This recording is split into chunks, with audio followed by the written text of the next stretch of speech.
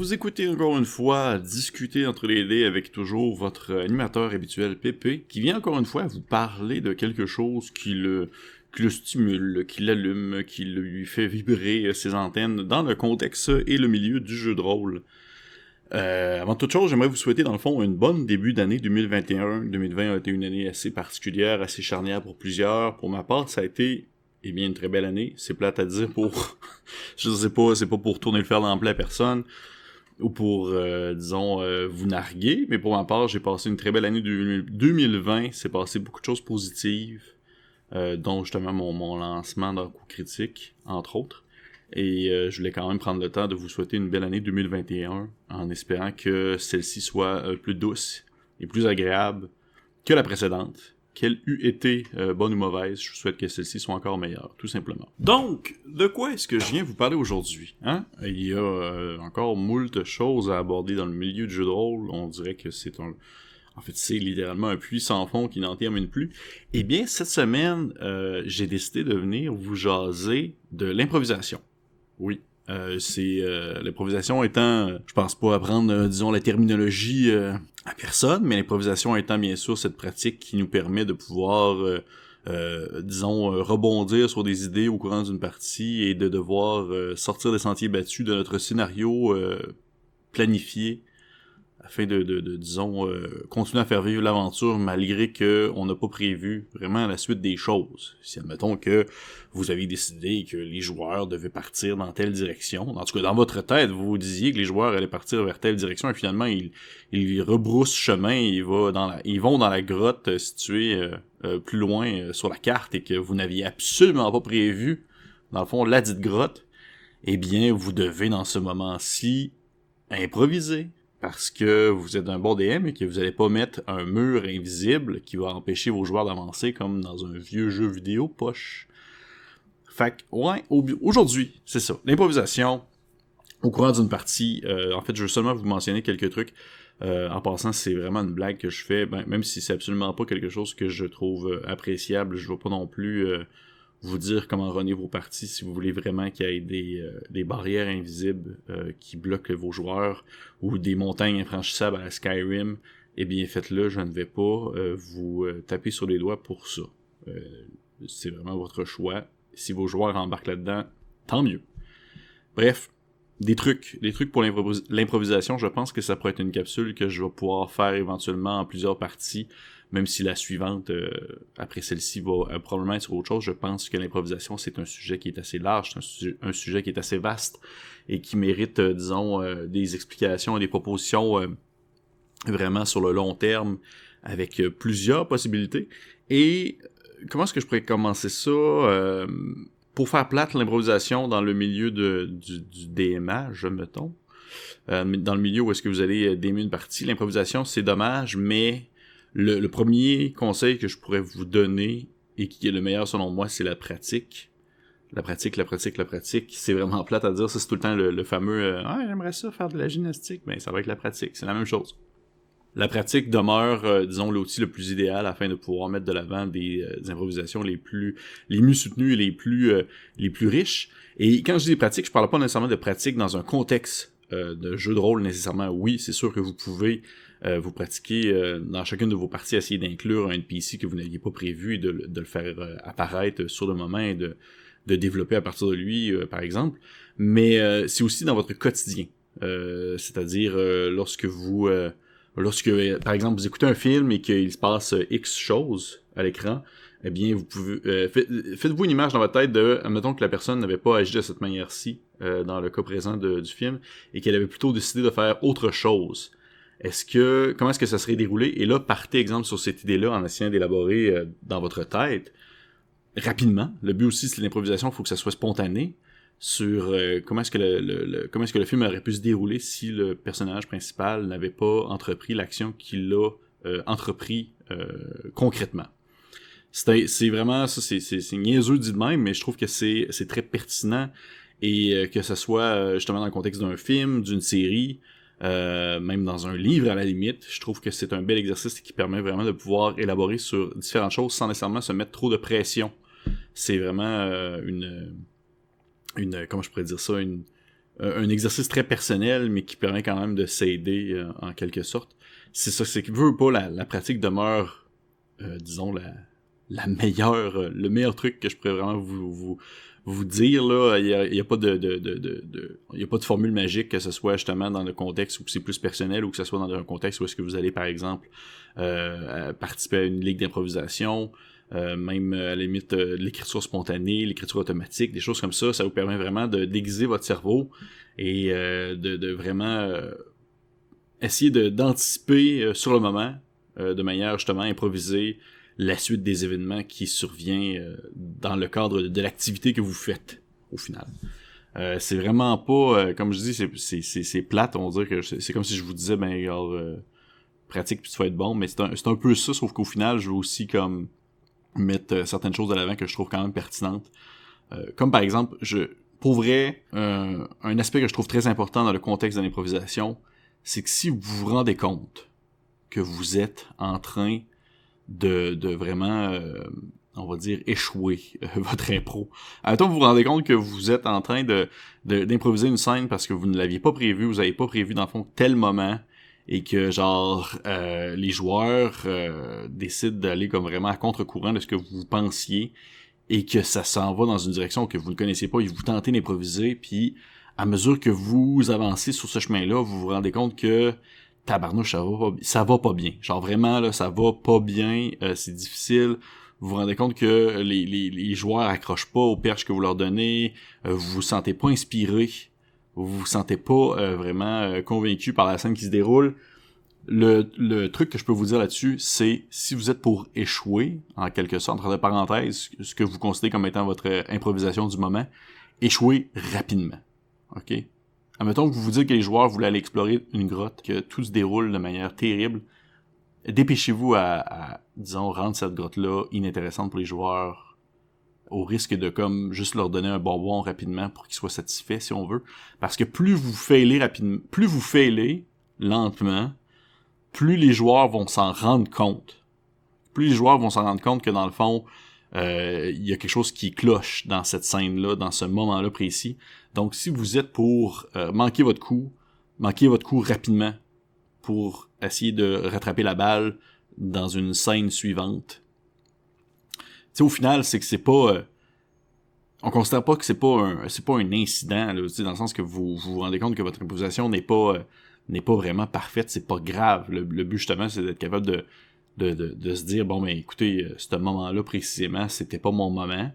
Ben c'est pas grave, tu sais, je veux dire, il y a d'autres choses par après qui se passent, c'est pas la fin de l'histoire, là, c'est pas comme genre ils vécurent heureux, fin, je viens d'improviser ça, merde, je suis désolé, gang, la game est finie. Non, ça arrive à tout le monde, c'est pas grave. Si vous êtes pour vous rendre compte que vous échouez rapidement, puis passez à autre chose, puis ça va être bien correct, puis tout le monde s'attend à ça. Il y a personne qui s'attend de vous à ce que vous soyez le Stephen King de l'improvisation, là.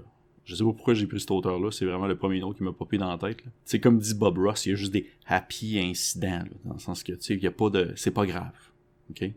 Un autre truc que je trouve très pertinent aussi dans le contexte de l'improvisation, c'est de nommer vos joueurs, nommer le nom, le prénom, le nom de famille de vos joueurs, si vous l'avez bien sûr, dans...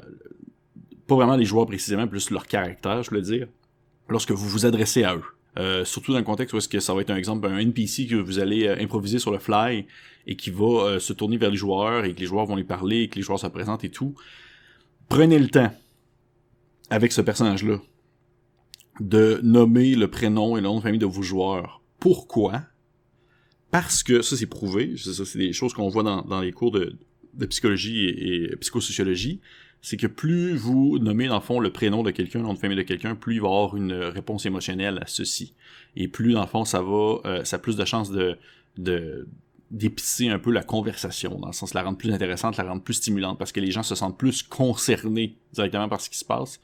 Et même en tant que groupe, admettons que tu sais vos joueurs c'est tout un package, là, c'est genre le vox machina de votre table là, qui se promène puis qu'ils font leurs aventures et tout, eh bien le simple fait d'avoir un personnage qui prend le temps de nommer dans le fond le prénom d'un joueur précisément, ça permet vraiment de créer un lien vraiment rapidement avec le NPC.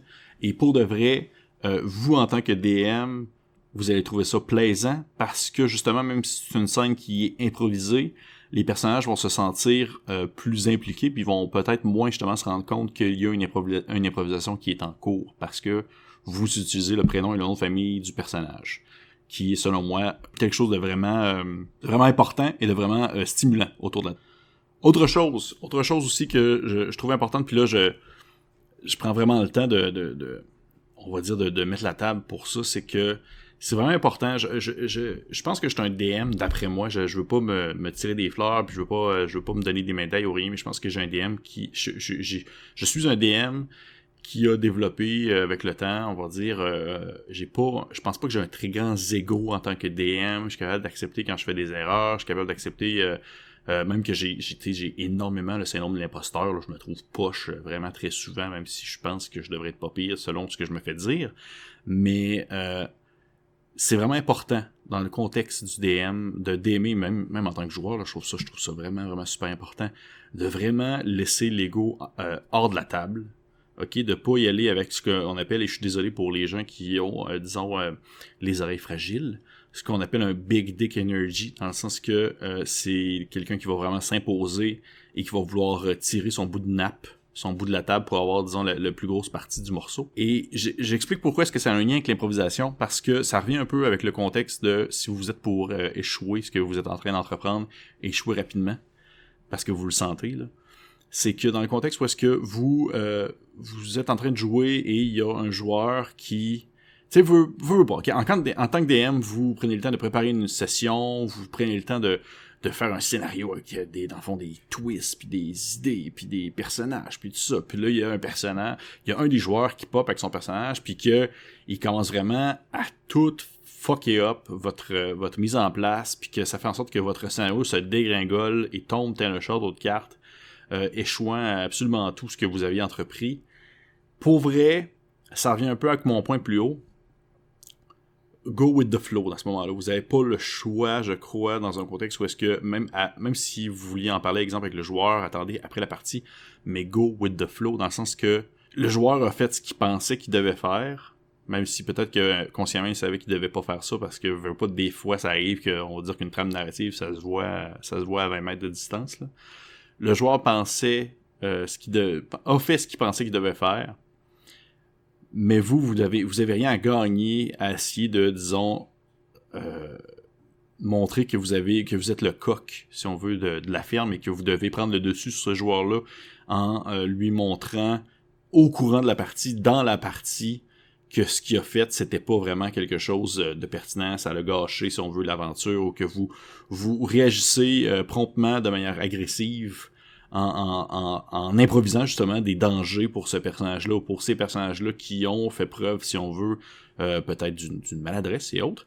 Ça va juste créer des tensions hors personnage, hors personnage et surtout hors personnage, et que le fait d'avoir un gigantesque ego, de pas être capable d'accepter que des gens vont scraper up votre game, ça fait en sorte que vous allez, vous allez scraper up le bonheur, vous allez vraiment briser le plaisir de tout le monde. Essayez de vraiment comme développer, pis ça aussi, je veux dire, je suis absolument dans le tas, là, il a vraiment développé son estime de soi dans le contexte où est-ce que vous devez être content de ce que vous avez fait, vous devez être content de votre scénario, et même que c'est quelque chose d'intéressant qui peut être mentionné après la partie avec les joueurs, concernant le fait que, hey guys, vous avez fait telle chose au courant de la partie, ça m'a vraiment pris de cours, j'ai essayé d'improviser sur le fly, puis j'espère que c'était correct. Mais ça fait en sorte que vous avez pas vécu telle affaire. Tu sais, ça vous empêche pas de pouvoir, dans le fond, exprimer aux joueurs c'était quoi le planning de base qui était supposé se dérouler. Et dans le fond, ça vous permet au moins d'exprimer un peu les ficelles de scénario que vous aviez construit sans nécessairement devoir tout jeter à la poubelle et de ne plus jamais en parler à personne. Tu sais, vous ne pouvez pas... c'est une activité de groupe, et de faire ça, ça peut aussi montrer à la personne qui a, par exemple, scrappé, disons, votre momentum, là, ça peut montrer à cette personne-là que, dans le fond, vous aviez prévu certaines choses, et lui-même, ça va pouvoir l'aider à percevoir les indices qui va laisser sous-entendre qu'au courant de la partie, ok, là, on est vraiment dans ce genre de... On est dans le scénario, on est dans la ligne rouge du scénario. Je vais pas faire exprès non plus en tant que joueur de comme tout détruire pour être sûr que genre le DM il soit pas capable de suivre son fil conducteur, là. Vous comprenez ce que je veux dire? Donc, tu sais, dans le contexte de l'ego, de vraiment laisser ça de côté en essayant d'être content de ce qu'on fait en tant que DM, d'être content de ce qu'on a conçu, mais aussi d'être content de la manière qu'on a rattrapé la balle, si admettons ça s'est pas déroulé comme on pensait que ça allait se dérouler. Et dans ce contexte-là, dans le contexte où est-ce que vous allez improviser dans le fond une scène qui n'était pas prévue, n'ayez pas peur d'être vraiment fan des joueurs, fan des personnages des joueurs à ces moments-là. Pourquoi? Parce que tout le monde aime ça un peu, être sous on va dire tu sais, les personnages aiment ça, être sous le follow spot, pas d'une aventure, puis de vivre quelque chose en groupe, puis de faire évoluer ça en groupe et tout ça.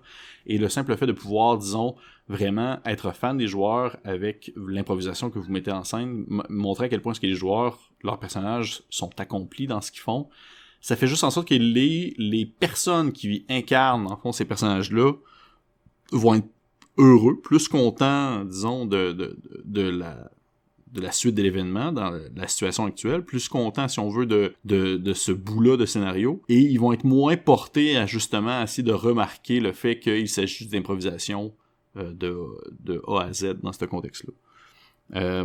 Ensuite, un autre truc que j'aime bien, c'est ça j'en ai parlé aussi dans une autre de mes discutantes les dés concernant je pense que c'était celui sur l'espèce de création partagée, là, l'espèce de gaming.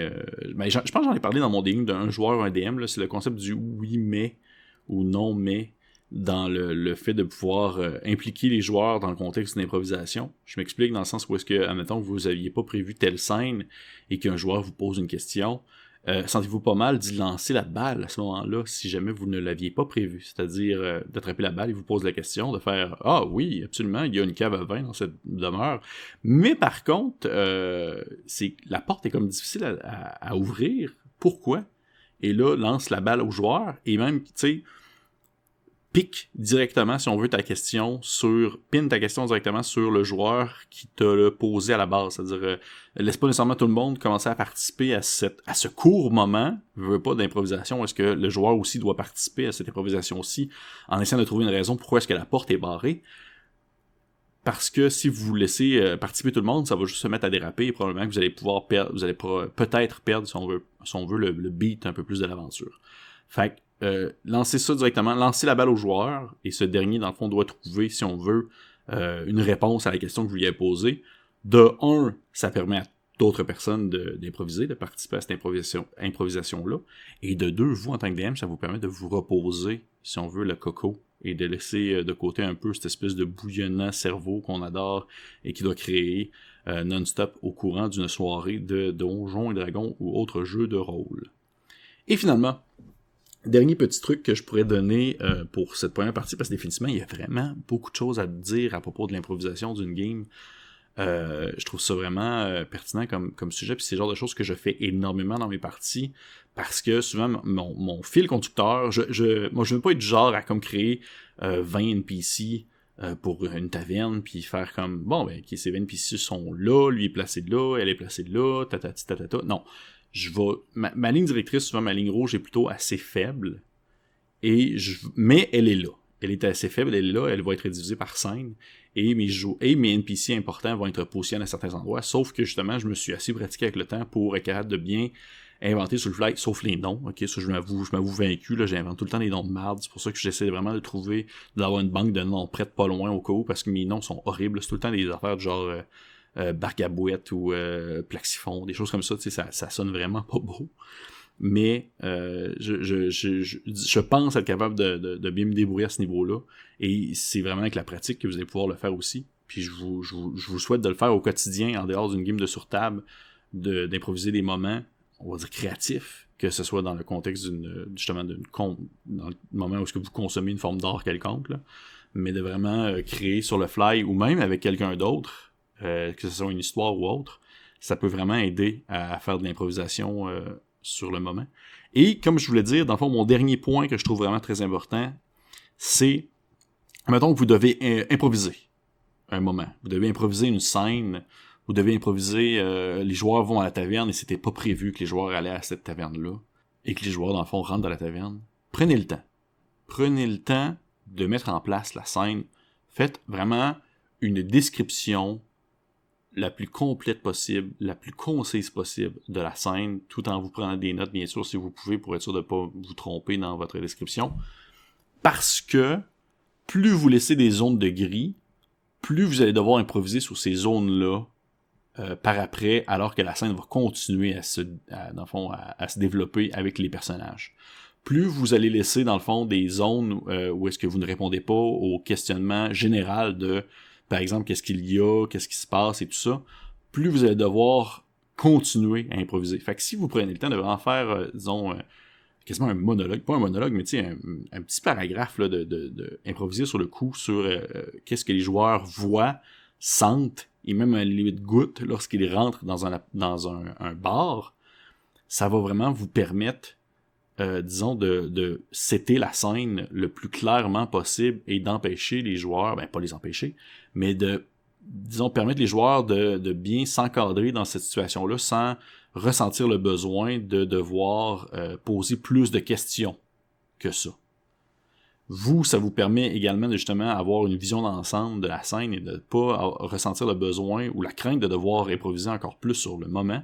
Ça permet vraiment de mettre en place une situation claire et précise. Et à ce moment-ci, petite parenthèse justement pour demeurer sur le même sujet, lorsqu'il en vient le temps de, par exemple, présenter un personnage non-joueur que vous n'aviez pas prévu, essayez de... ça, c'est un petit truc que j'aime beaucoup, là, essayez de l'expliquer, disons, le décrire en 3 caractéristiques qui ne sont pas nécessairement tous visuelles. Mais 3 caractéristiques, et prenez-les en note. Ça permet vraiment aux joueurs de s'allumer sur à qui est-ce qu'il parle, de pouvoir se l'imaginer, vous aussi, et ça vous permet aussi d'avoir une espèce de point d'ancrage sur le personnage non-joueur, et de vous dire, ok, lui, c'est vrai, c'est ce personnage-là, c'est lui qui a vraiment un long pif, puis qui pue la camomille. Ça, c'est mon personnage qui a un long nez, puis qui pue la camomille, vous allez vous en rappeler de ce personnage-là. C'est vraiment le genre de choses qui, selon moi, est très utile et très marquant dans le contexte où est-ce que vous devez improviser une scène. Donc, écoutez, hey, c'est pas plus long que ça. J'espère que vous avez apprécié ça. Pour ma part, c'est toujours encore un plaisir de pouvoir vous parler. Merci beaucoup pour les encouragements que vous faites. On a vraiment des beaux commentaires.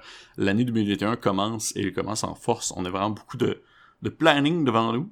Et j'espère vraiment vous compter parmi nous encore pour très, très, très longtemps.